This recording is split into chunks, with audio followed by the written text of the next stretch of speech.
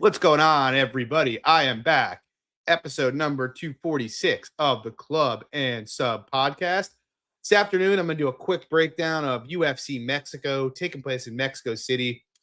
We got Brandon Moreno, the assassin baby. He's taking on Loner Kavanaugh. Cool main event. Unfortunately, an absolutely terrible card. And it's one of those cards. I had this conversation last night with MMA Giga Chad, who put it this way, and I thought it was put appropriately. You listen to all the people and the whiners on Twitter talk about, how bad the quality of UFC cards was last year. It wasn't that bad. This is like that. This is that bad. We got -4 and 500s top to bottom across the card. And the truth is, it's not even they're -4 or 500s. They're not particularly entertaining fighters. I think we have 6 or 7 Dana White's Contender Series debuts coming on here. Danny's in the chat. He's at work, unfortunately. We'll try to get this done earlier in the week going forward, but this was a shitty card, and it took me a while to get through it. Really just tough to stomach taping this one. But yeah, I'll hop right into it here, see what we can find. I've only made one bet so far, a couple others I'm thinking about, but yeah, let's get into it. We got first fight of the night. We got Wes Schultz taking on Damian Penos. Very interesting name there. Current price, Penos -1 or -270. The comeback on Schultz +230. I do have strong opinions here, but I'm not going to be betting on it. I don't think Penos looks like a particularly strong prospect to me. He's got good power and seems to have good athleticism. I do kind of doubt that he is in the Atiba Gautier mold, though. He is a good athlete, but I don't think he's quite the turbo athlete that Penos that Mansour and Gautier are. But he is a good athlete, and he's got big power. And he's taking on Wes Schultz. Schultz, the grappler. He wants to come out, get you down, submit you. Terrible striker, not a great athlete, not great cardio. I do think he could have some grappling success here, though. As of a year and a half ago, Damian Penos was a white belt, and that's confirmed. And there is some pretty suspect grappling tape of him regionally. So I do think Schultz can come out here, get this down, and potentially submit Penos. Unfortunately, I just don't think Schultz has the cardio to really push this fight hard past around. And even though I do think he's the much better grappler, I think Penos is just sheer athleticism. He might be able to explode out of a lot of these positions. So I think I was looking to find a really good sub-1 number, given that, Schultz is a pretty big dog in this fight. But the number there isn't particularly strong.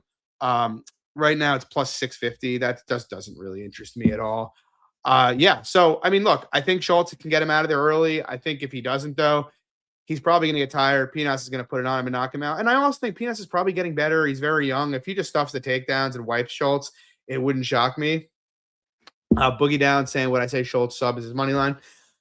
You never want to make comments that say that's the only way he can win. I think too many people in the space do that when it's we see weird shit happen on a weekly basis. Like last week, everybody talked about how bad Jordan Leavitt's cardio was, and actually the same thing with Juliana Miller. And Juliana Miller had her best round in round 3. You know what I mean? So I'm always hesitant to say that, and it's well, maybe he could get a body triangle in 2 separate rounds and ride it out.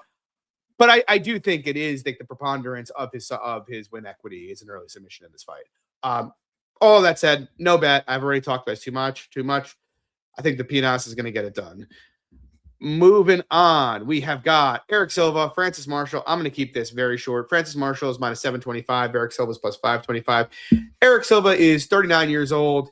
He was bad when he first debuted in the UFC. Now he's coming off a major injury and 2 years off. He's a poor grappler. He's a poor striker. I don't think he takes shots particularly well. Marshall's young. He's training at ATT. He's getting better. Should have a huge boxing edge here. Should have an even bigger grappling edge. I don't really think Silva competes here at all outside of a meme. I feel Marshall can handle him however he wants. I think if you want to take a shot at something, you maybe look to the Marshall KO just because the sub is more than priced in here with the grappling edge. But yeah, not much to say here. I don't really give Silva much of a chance to win this fight. Moving on, we got Ernesta Carceta taking on Regina Tarion. Current price, Carceta -185. Comeback on Tarion, +160. No strong feelings here. I had a pretty strong lean on the Sofia Montenegro side. in the original booking in this matchup. Montenegro pulled out. Don't feel nearly as strongly as about Tarion. Tarion undefeated, mostly a striker. Has decent power, but I don't think she's got anywhere near the hardware of a Carceta.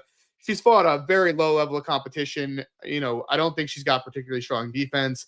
She really hasn't been meaningfully tested in a fight yet. And she's taken on Carceta, a woman who's a bit bigger and I think a bit longer, if I'm not mistaken. Carceta, I don't know what to make of Carceta. I don't think she's all that good, but she's fought. She beat Carly Giudice. She went to a pretty close decision with Dione Barbosa. She beat Nicole Cagliari. She's got great cardio. She throws great volume. She's pretty durable. And, I don't think she's a great grappler, but she can do, and she is good enough to stay safe against Barbosa. She's probably fine here. I don't really think Tarion can threaten her that much with the grappling. In general, I like the way Carceta is built for WMMA. She's not a great fighter, but, ferocious pace, great cardio, high durability. That'll take you a long way, and I haven't seen anything from Tarion that would make me want to back her in the face of that. Not betting Carceta just because she is so hittable and she holds no grappling upside herself, but, yeah, I think she should win this fight. Moving on, we have got Douglas De Silva Deandraj taking on Javier Reyes. Reyes, another debutant off the Contender Series. He's minus 215. The comeback on Deandraj, plus 185. Yeah, I can't argue too much with the price on Reyes. And if anything, I'd be kind of tempted. I'm kind of tempted to bet him, to be honest. I'll probably pass, but I'm watching the line. A few years ago, obviously Douglas would be an easy bet here. But again, it's another one of these guys. Douglas is 40 years old. He's a bantamweight at heart. He's coming up in weight. He hasn't fought in 2 years. I thought he looked really bad against Miles Johns in his last fight. I thought the fight prior that he won against Cody Stamann, he looked pretty bad and pretty old in.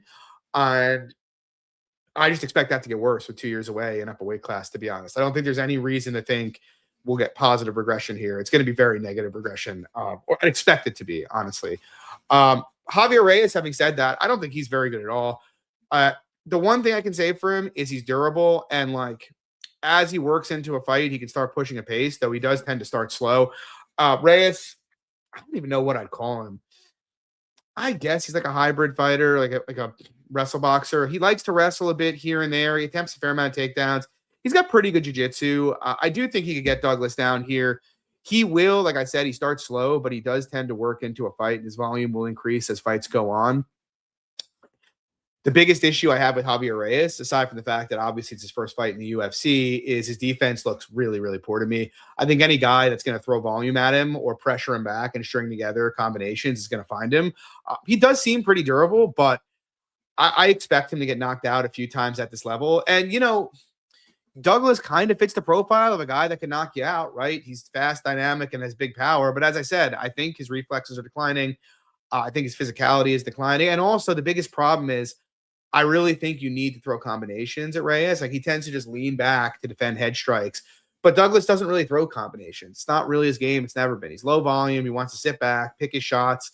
So I'm just kind of not convinced he's going to actually try to implement the game that'll work here. I think Reyes has pretty considerable grappling equity. But yeah, skill for skill, Douglas is a better fighter. The problem is just he's ancient and he's taking on a guy that's going to try to grapple him, and a guy that, if not getting better, is probably at his peak physically, whereas he's pretty far from it. So yeah, no strong feelings for me here. I think the price is fine. Maybe it could even be a little bit wider. You can't be involved with Douglas at 40 years old here. Moving on, we have got Christian Kenotees taking on Chris Moutinho. Current price, Quinones minus 700. The comeback on Moutinho plus 500. Am I laying the minus 700? No. Do I think there is value on it? I do. I think Quinones should win this fight however he pleases. I feel there is a lot of people who, Lando likes the Moutinho side here. He likes the plus 490 and the decision plus 1200. Respect. I see why people would want to bet him. Quinones obviously isn't the best fighter ever, but I just really think Moutinho doesn't belong on this level.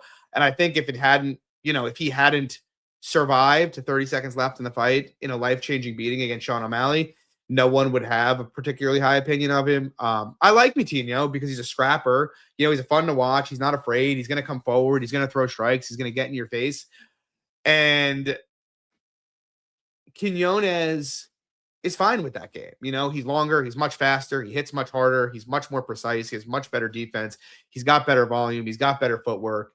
I think he's much more durable. I look at this fight and I'm like, Quinones, he gave a pretty honest fight to Leone Barcelos. He gave an honest fight to Kyung Ho Kang. I think he's a decent fighter. Like, I don't think he's like top 15 or top 25, but I feel as if he shouldn't really have any issue getting his game off here. Jab should land all day, and I think he's got far more knockout equity, like far, far more. I also think Quinones could probably get the grappling going here.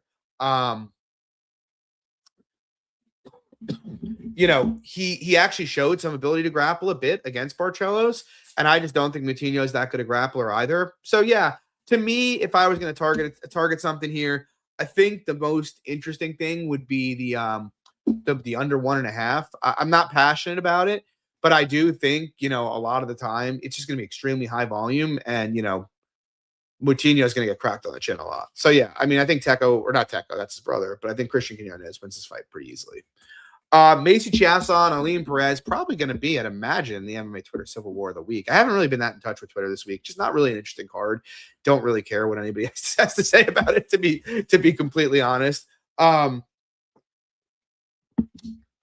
don't know. I feel like I should bet Macy Chasson here. I do. The current price is Perez minus 175. The comeback on Chasson is plus 150. I mean, Jocelyn Edwards out-scrambled Aline Perez for a lot of their fight, and I'm pretty confident that Macy is a much better grappler than Jocelyn Edwards is.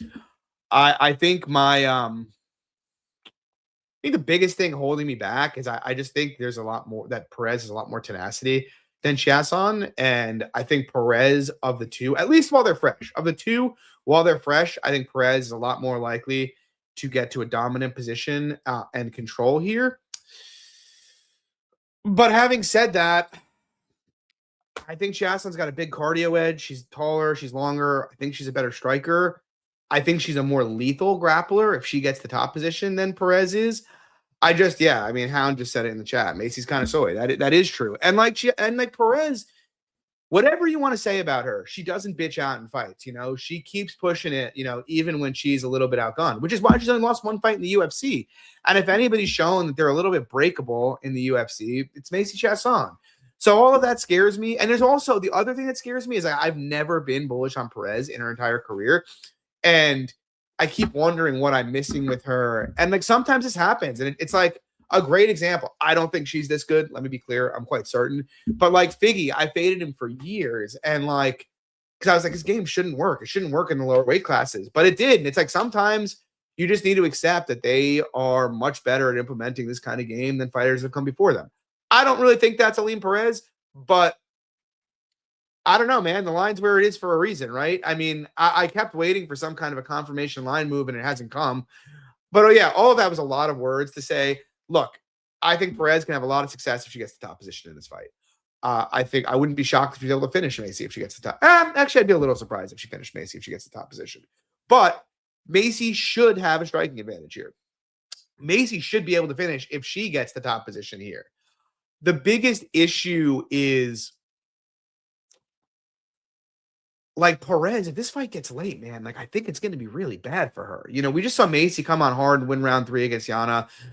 So like, I really feel like it's got to be Macy, but at the same time, I felt that way about, Carol Hossa in her last fight. And like, I mean, Aline Perez just seems to have magic powers and was able to suck Carol Hossa into kind of a low volume striking match for a lot of it, and outland Carol Hossa at distance. So I don't know. These kind of fighters scare me. This kind of fight scares me. My read is Chasson's the side.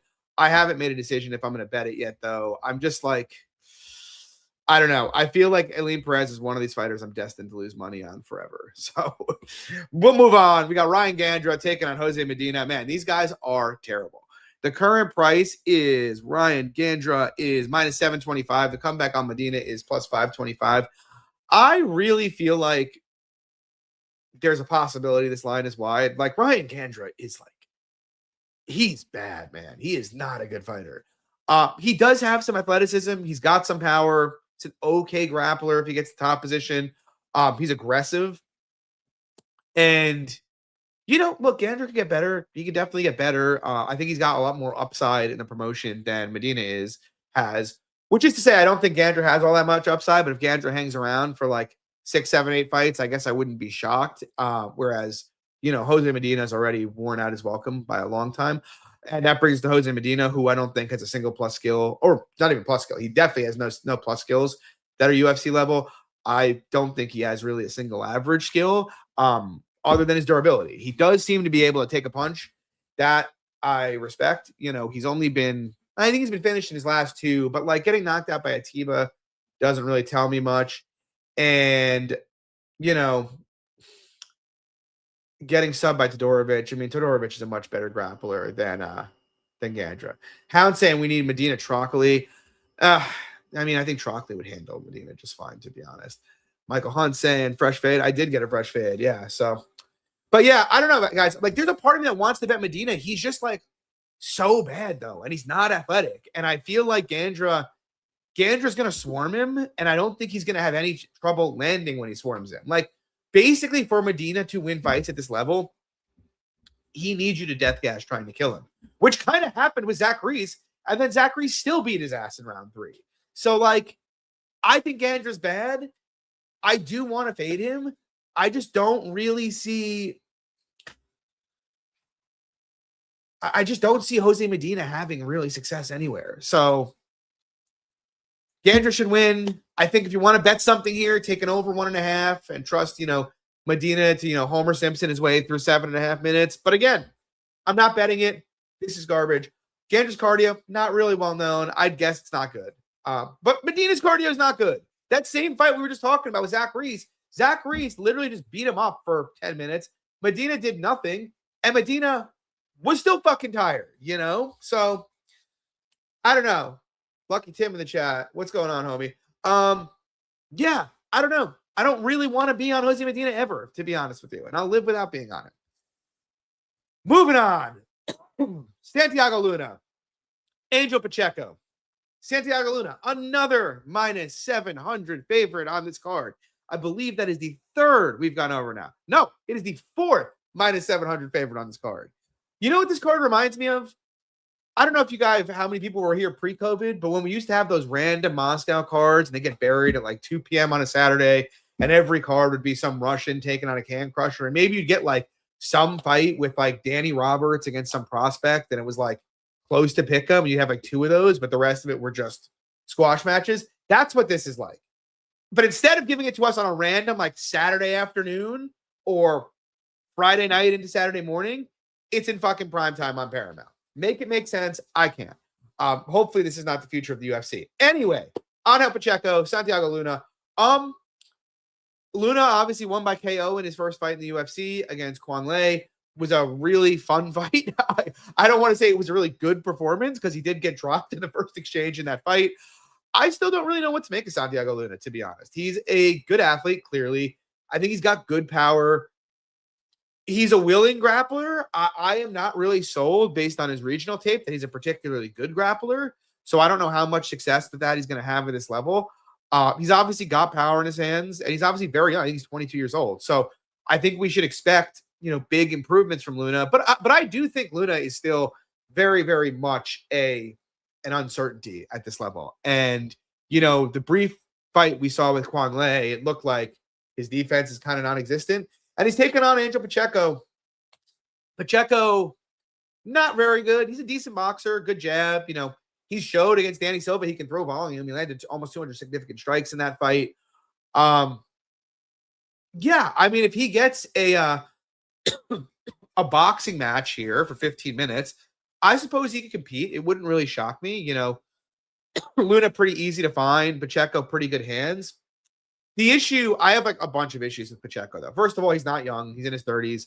Second of all, he's a terrible grappler. Like, absolutely terrible. Not great takedown defense. And if you get him down, no real answers to get up from there, as we saw in the Callum Loughran fight. His defense on the feet, really, really poor. And even though he hasn't really been KO'd, I think he's fragile. He got hurt. I've seen him get hurt a bunch of times. He hasn't been put down yet, but I do think it's coming.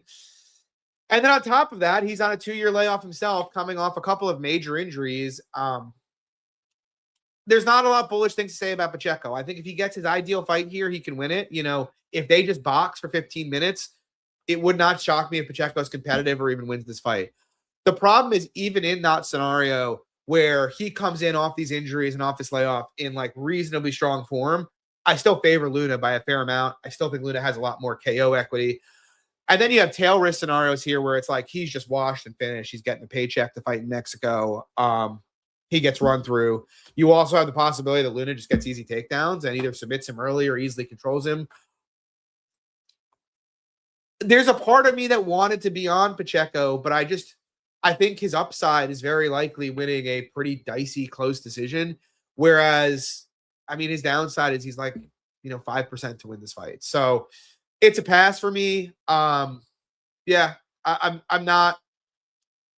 I get, you guys know I'm not opposed to taking a plus 500 shot. I just don't see, the area of this fight where like Pacheco can reasonably separate himself. It's like even in his ideal fight, I think he's a pretty big underdog. So yeah, pass for me. Moving on, we have got Imanol Rodriguez taking on Kevin Borhas. Banger fight. Imanol Rodriguez currently minus 450. The comeback on Borhas plus 350. I think I'm going to find myself to a Kevin Borhas play here. And I say that as someone who really likes Imanol Rodriguez as a prospect. Kid's got a ton of power, really good boxing, really fast hands, throws in combination. You really love to see it. And on top of which, he showed in his last tough fight, he got on top of Joseph Morales in round 3. And I was like actually really, really impressed with how well he flowed from position to position there. Morales not an easy guy to control, and he did. And he's taking on Kevin Borhas here. And, Imanol is being priced like he's a future top 5 guy. And honestly, if he ends up being that, it really wouldn't surprise me. I actually like his game quite a bit. But I actually don't think it's a terrible fight for Borhas on a number of levels. Borhas can strike. He beat the brakes off Ronaldo Rodriguez. He won round 1 against Josh Van and was really competitive in that fight until Van just kind of cardio broke him. And as you guys may or may not know, Josh Van, current flyweight champ, cardio breaks everyone. So I don't really hold that against him. I'd say his worst performance in the UFC was his last fight against Sue Muderji. But like, he's not fighting Sue Muderji here. Muderji, 5'10", he's got a 72-inch reach. Massive flyweight, who does a great job at shutting down action and finding counters. He also pretty bad against Alessandro Costa, but he got his leg battered in that fight. And something I noticed about Imanol is he just doesn't kick that much. Actually, in this fight, I think that's one of the key dynamics here. Imanol's a boxer, and he's extremely heavy on his own lead leg. And when he lets him fly, Kevin Borhas actually has, really strong leg kicks himself. I actually think he could have a lot of success there. On top of which, even though I like Imanol, he's only 5'4". I believe he only has a 64-inch reach. Borhas 5'6" with a 4-inch reach advantage. So I don't think it's going to be easy for Imanol to just get inside and like lamp him. Borhas pretty good movement as well. So like I expect the striking to be close here. I do. I give Imanol a bit more KO equity in the fight, but I think Borhas will strike competitively with him for as long as they're striking. I think the big potential X factor and variable here is, should Imanol get on top of him? I do think he can control Borhas if he gets on top. As I mentioned, I thought he looked really good against Morales on top. And I think if he gets on top of Borhas, he'll probably have a lot of success controlling him there as well. But again, he doesn't really grapple much in his tape. The Morales fight was a dog fight, and it was like, he was down and he was struggling big time with Morales. So he just pushed the grappling in round 3. I haven't really seen him do it against anybody else. So like, one, I'm not convinced. I actually would be a little bit surprised if he wrestled hard. I would expect Imanol to attempt somewhere between like 1 and 3 takedowns in this fight. 2, I don't think takedowns will necessarily be easy for him. So yeah, I'm okay favoring him because I do think he's got the better hardware and a bit more pop, as well as being the better grappler. But minus 400 in a fight where you're probably going to be fighting, I don't want to say 50-50, but no more than 60-40 on the feet, in my opinion. That's kind of hard to get to, especially in your debut against the guy who's been in there with some really, really good fighters, including the current champion. So, yeah, I'll be there on Borhas. I'm just looking at the line, waiting for it to get to a place where, I'm happy to take it here, but I think it could get wider still. Moving on, Edgar Chavez taking on Felipe Bunes. Ooh, we just had some buyback on Bunes. That's interesting. I'm actually thinking about betting Felipe Bunes. I'm kind of fucking annoyed at that, to be honest. Sorry, pardon my French, everyone. I I haven't decided for sure yet, but what I will say is I feel like everybody's talking about this fight as if this is some kind of a smash spot for Edgar Chavez. And my retort to that would be, who has Edgar Chavez actually smashed? In his career, I know he had a really fun fight with Josh Van, but I feel like that fight is like taken completely out of context. Round one of that fight, Chavez kind of just, out volumes him in round one, has a lot of leg kick success. How many round ones has Josh Van lost in his career? We all know that's his MO. He starts slow and then builds as the fight goes on. Round two, Van's starting to take over, beating Chavez up a lot on the feet. Chavez lands a splitting back fist, hurts him. So what does Josh Van do? Lands a takedown, rides him out for the round. Round three comes out, Van just goes, okay, I'm going to take him down again, holds him down for the round. Now, Josh Van, fun fighter, current champion, not a great wrestler, not great top game, and he easily controlled Edgar Chavez. Who else easily controlled Edgar Chavez? Tatsuro Taira. Okay, Taira's about to fight for the title. Like, do we really care about that? No, it doesn't really mean much. Who else controlled him? Clayton Carpenter. Clayton Carpenter, pretty good, not great. Who else controlled Edgar Chavez? Jesus Aguilar for 3 rounds. Controlled Edgar Chavez regionally and won every round. Jesus Aguilar, quite poor. We're going to talk about him next week. All of this to say, Edgar Chavez, he defends takedowns at 33%. I'm sorry. His method for defending takedowns is a guillotine. If he does not hit the guillotine, he ends up on bottom, he closes his guard, and he stays there. He'll try to play jiu-jitsu off his back. That's his MO. How's Edgar Chavez's cardio? Not very good, in my opinion. He slows down in just about every fight. How about, his submission grappling? He's got a good guillotine, but other than that, not a lot there. How about his defense? Also not very good. How about his volume? It's okay, but he's never outlanded anybody on the numbers over 15 minutes. How about his wins? He has quality wins, right? Well, he knocked out CJ Vergara, who's like the second to last rung on the ladder, and he beat Daniel Lacerda, who's like the literal last rung on the ladder. And he lost to Jesus Aguilar, who's down in that bottom 3 rungs on the ladder as well, in my opinion. So, I get it. Edgar Chavez, fun fighter. He's got power. He's got great calf kicks. But, he's a medium volume fighter with bad defense who can't defend takedowns or get off his back and suspect cardio. He's taken out Felipe Bunes. Now, Felipe Bunes, also not a very good fighter. Bunes, decent striker while he's fresh. Good kicks, pretty good hands. I think this fight will probably be competitive while they're fresh. The issue is Bunes has terrible cardio, much worse than Chavez does, in my opinion. So if they're standing for 15, I think Chavez will eventually, even if he doesn't win the fight early, I think he'll eventually win this fight down the stretch. But Bunes is a pretty good wrestler for flyweight. He's hung in there. He's shown a decent amount of takedown versatility. He's a really good submission grappler. And I think a key point is he's not particularly likely to get submitted by Edgar Chavez by a guillotine. And if he doesn't get submitted by a guillotine, I think he can get on top of Chavez here. I think my biggest concern from a Bunes perspective is just Bunes tends to be very opportunistic on top. And I could see him trying to get aggressive and go for subs and finding himself in really unfortunate situations.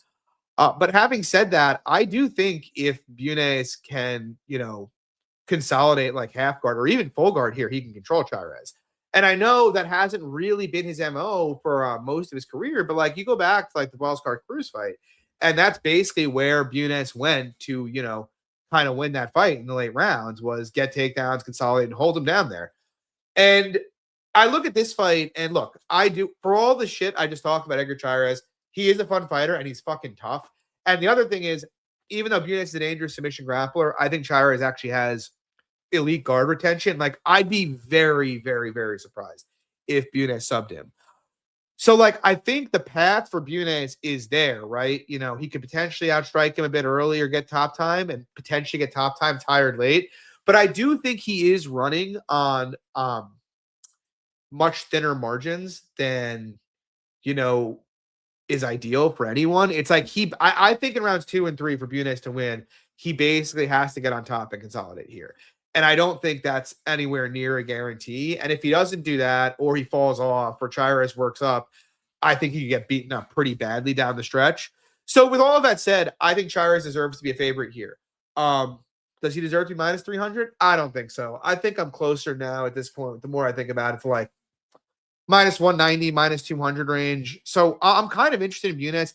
To a degree, it kind of reminds me of like the Yadier Del Val fight last week to a degree, because like everybody talked about Del Val, like, oh my God, Jordan Leavitt sucks, blah, blah, blah, blah. He's got bad cardio. And like no one talked about all week the fact that Yadier Del Val has shown over and over again that he's got poor takedown defense and can't get off his back. It was all there, but like no one bothered to look at it.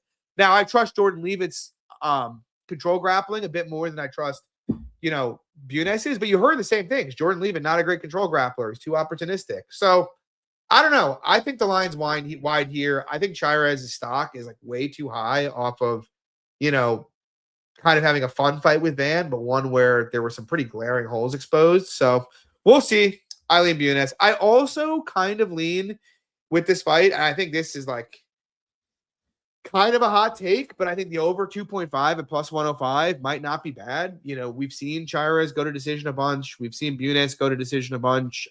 It wouldn't surprise me as they both get tired if the volume falls, and we see a lot of them in the clinch late in this fight. So yeah, I lean the over. I lean Bunes. Moving on, we have got Daniel Zel Huber taking on Bobby King Green. Zel Huber minus 500. The comeback on Bobby plus 375. You all know I would be there on Bobby at virtually any other point in his career. I'm at the point with Bobby, though, where basically every Bobby fight, it's like, am I fading him or am I passing? I think he's washed visibly. Hand speed's gone. I think his defensive reactions are not nearly what they used to be, like pretty clearly. And like, for a guy like Bobby Green, who is so heavily reliant on head movement with his hands down and countering like that, that's kind of problematic, especially against a taller, longer opponent, Zel Huber. And just in general, I think Zel Huber will land the harder shots here. So, yeah, I have a hard time, really giving much credit to Bobby here. Having said that, I do think Daniel Zel Huber is kind of, no, I'm just going to say it. I don't really care. I think he's a fraud, honestly, like full stop at this point. Like, let's go through Daniel Zel Huber's career. Trey Ogden outboxed him pretty easily. That's pretty terrible. Lando Venata and him, very, very close fight. I love Lando, but he was kind of a lower tier UFC fighter. Christos Giagos, always good for one round. Then he had a very good first round against Zel Huber, and then he kind of collapsed as he is wont to do. Francisco Prado, also good for one round, and a great first round against Zel Huber, and then collapsed. And then you saw Zel Huber lose that fight to Ribovics, and then last fight against old-ass Michael Johnson, he got his face boxed off in that fight as a huge favorite. Now, I think there might be some sentiment that, why can't Bobby Green do that? I do think Michael Johnson, despite being of similar age to Bobby, is just much more suited to the task. He's got much faster hands than Bobby at this point. Like, the one thing I'll say about Michael Johnson, and we'll break him down next week as well, the one thing I'll say about Michael Johnson is his hand speed is still probably like A-level, A-tier hand speed, honestly. It's not like S-tier anymore, but it's still very, very good. He still boxes very well. He still throws combinations together very well. Bobby can still box fine, but his speed just looks gone to me, in my opinion. And I don't really trust him to get out of, to get out of the way. So, look, at the end of the day, could Bobby win a close decision here? Yeah, he could.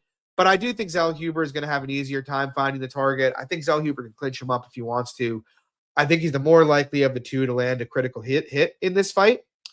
And I think Zel Huber's he's the only one of the two that could potentially get better from the last time we saw him. And Bobby could potentially, get a lot worse.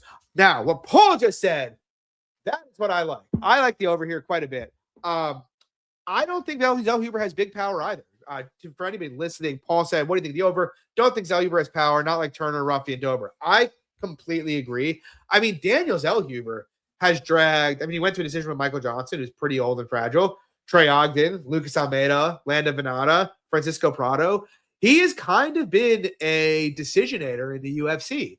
And, Bobby, he has gotten KO'd a few times lately, but a spinning heel kick to Ruffy doesn't really tell me a whole lot. And like Jalen Turner is like a mountain of a man.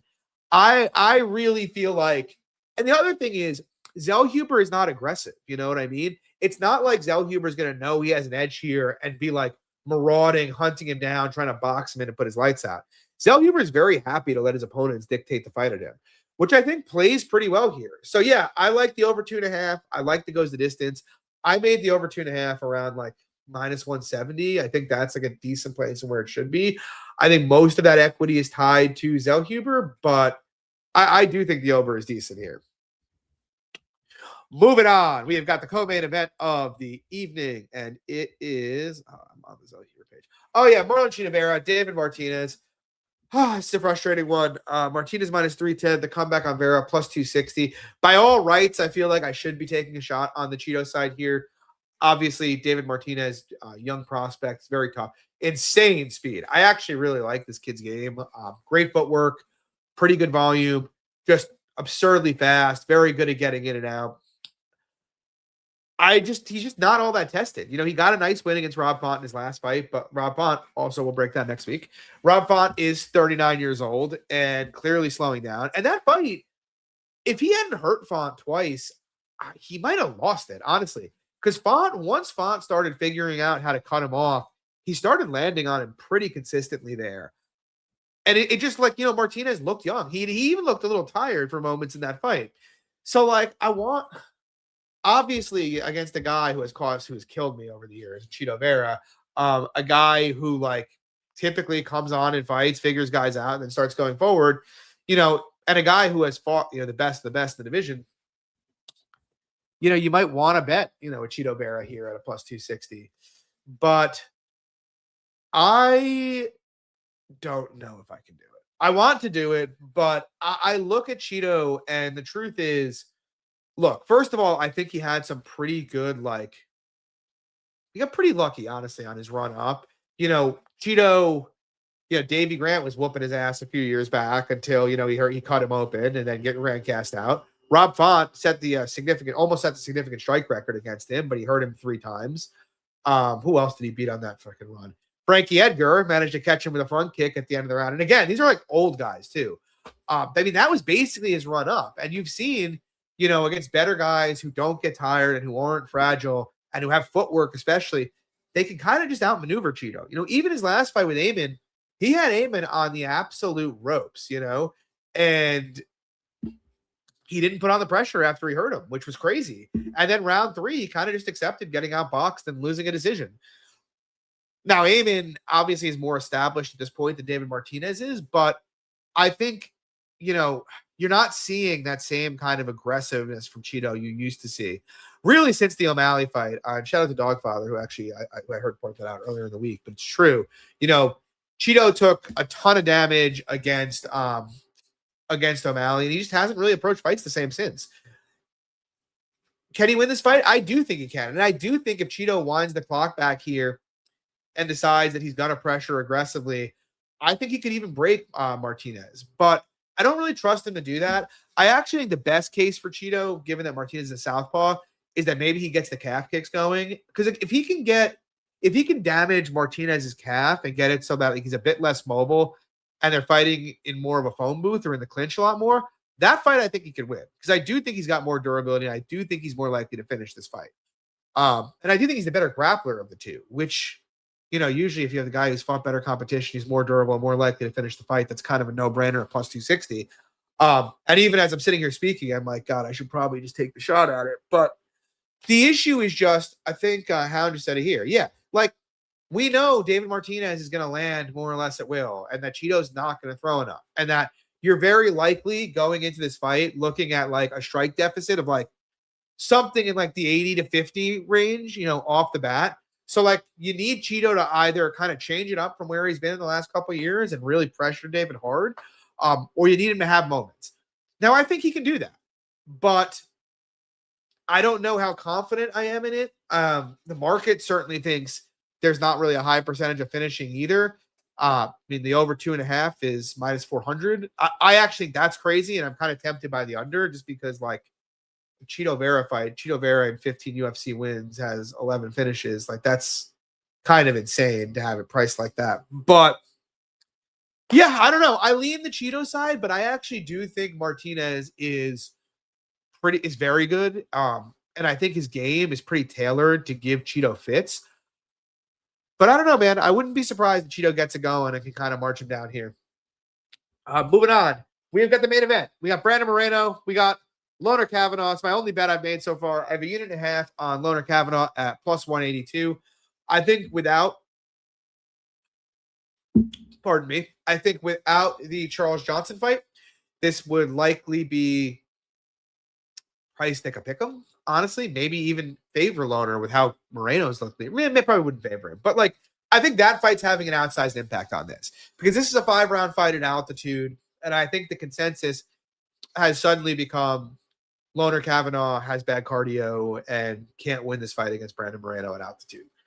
But when you dig into that a little bit, it's like a couple fights ago, Loner fought Felipe Dos Santos. He had some issues with Dos Santos' volume early in the fight. And so he went to the wrestling, and he wrestled extremely hard in rounds 2 and 3, and his cardio looked just fine. That was a really high-paced fight. Cardio looked good.